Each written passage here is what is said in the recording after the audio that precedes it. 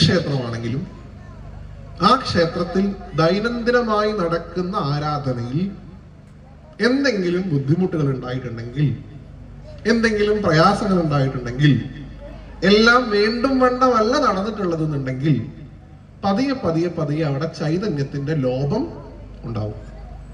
ചൈതന്യം പോകുന്നല്ല ഞാൻ പറഞ്ഞത്, ചൈതന്യം കുറയും.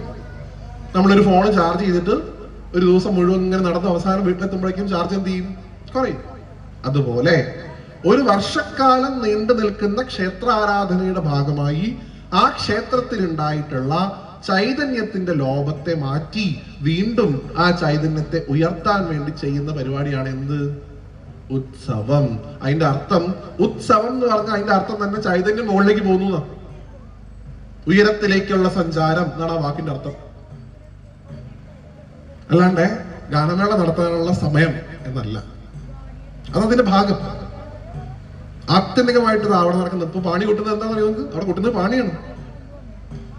ഭഗവാന്റെ ഭൂതഗണങ്ങളെ ക്ഷണിച്ചു വരുത്തി അവർക്ക് അന്നം കൊടുക്കുന്ന ശ്രീഭൂതബലിയാണ് നടക്കാൻ പോകുന്നത്. ഭഗവാന്റെ പാർഷന്മാർക്ക് ഭഗവാൻ നേരിട്ട് വന്ന് ഭക്ഷണം കൊടുക്കുന്ന ഏർപ്പാട്. നമ്മുടെ അമ്പലത്തിൽ നടക്കുന്ന മിനിമം ചടങ്ങുകളെങ്കിലും നമ്മൾ അറിയണ്ടേ?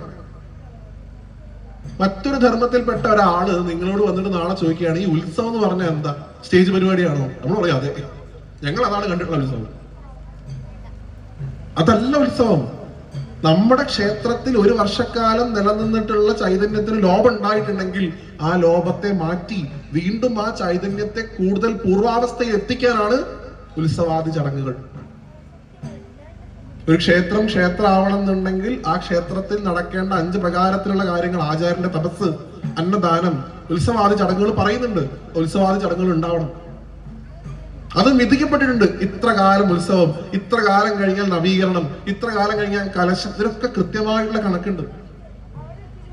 കാരണം ഈ ഭഗവാന്റെ ചൈതന്യത്തെ ഈ ബ്രഹ്മത്തിലേക്ക് ലയിപ്പിച്ചിട്ടുള്ള ഈ എനർജി എടുത്തിട്ട് ആ വിഗ്രഹത്തിലേക്ക് കൊടുത്തു കഴിഞ്ഞാൽ അത് എല്ലാ കാലത്തും ബാറ്ററി ഫുൾ ആയിട്ടിരിക്കില്ല. പതുക്കെ പതുക്കെ അതിനും കുറവ് വരും. അപ്പൊ എന്ത് ചെയ്യണം? റീചാർജ് ചെയ്യണം. ആ റീചാർജ് ചെയ്യുന്ന പ്രോസസ്സാണ് ഉത്സവം. ആ ചൈതന്യം